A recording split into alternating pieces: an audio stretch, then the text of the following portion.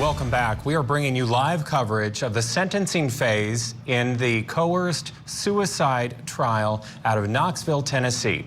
Hayden Berkebile is the defendant. Addressing the court right now, family members. Her mother is now addressing the court.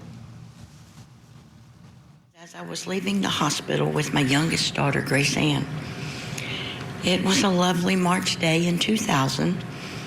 I was happy. I was proud of myself. It had been a trying pregnancy.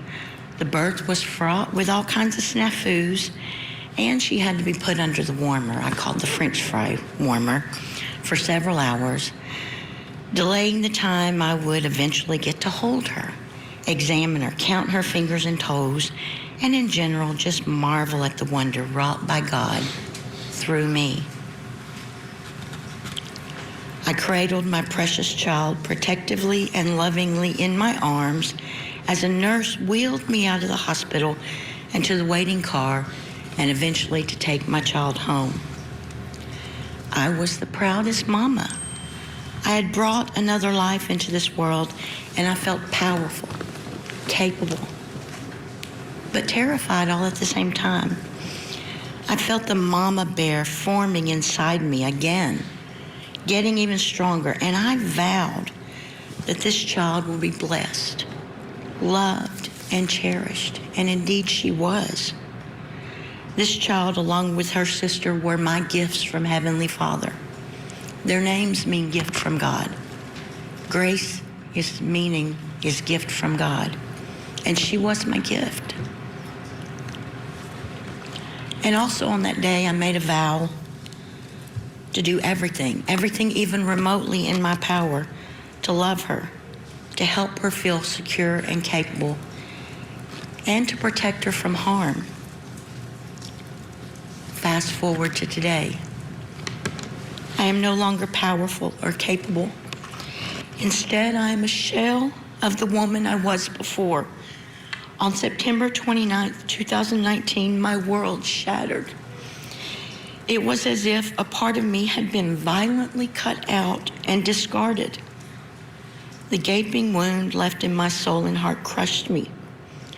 Upon hearing the news that my precious girl, one of my treasures, one of my gifts, was dead, I crumpled to the floor and wailed and sobbed, and I fell into a pit of sorrow from which I haven't yet been able to escape.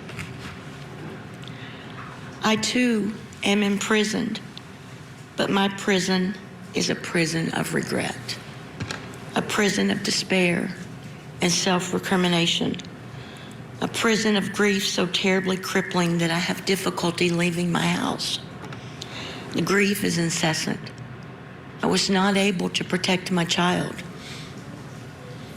I was not able to keep her from this type of evil. I didn't even know this type of evil existed. My child fell victim to it. And I regret that I could not protect her.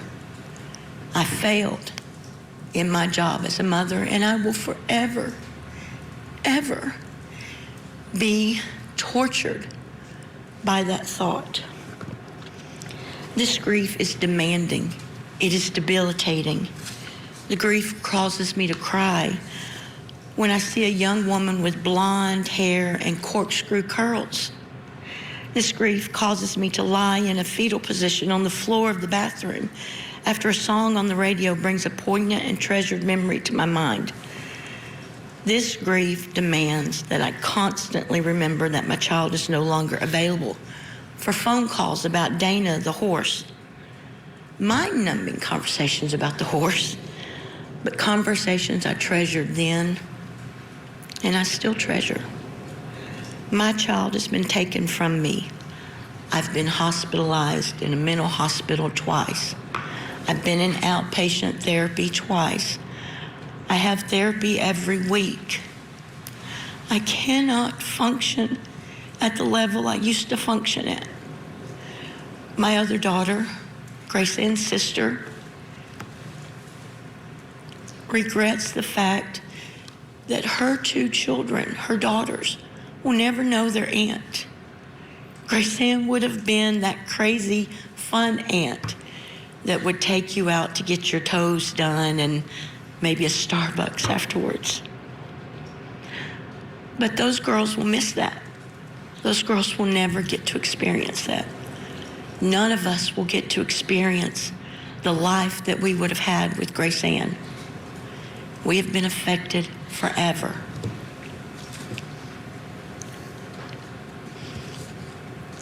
My prison is something I'm trapped in until my death. Why have I been confined to this prison? Because Hayden Berkebile sought a young child to exploit. He prowled the internet until he found a vulnerable young child so he could fulfill his darkest, sickest, and terrifyingly brutal sexual fantasies. He found what he was looking for in my daughter, Gracie. Then he systematically began a campaign of terror, psychological warfare, and emotional abuse designed to undermine her self-confidence and confuse her. Eventually, he was able to carry out his long-term goal of watching her die. My Gracie was a kind child.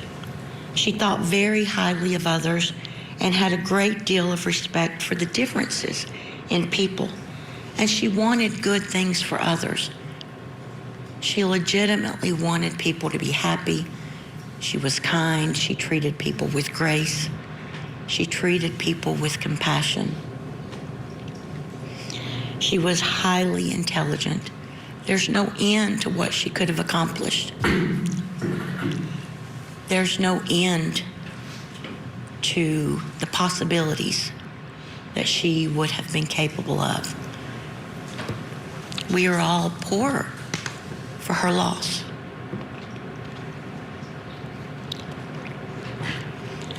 Your Honor, I'd like to tell you also about one of the saddest days of my life. It wasn't September 29th, although that day was tragic. It was Tuesday, October 8th. A gentleman walked into the room I was standing in. There was green carpet. There was a big mahogany desk in the room. And I took my child from him.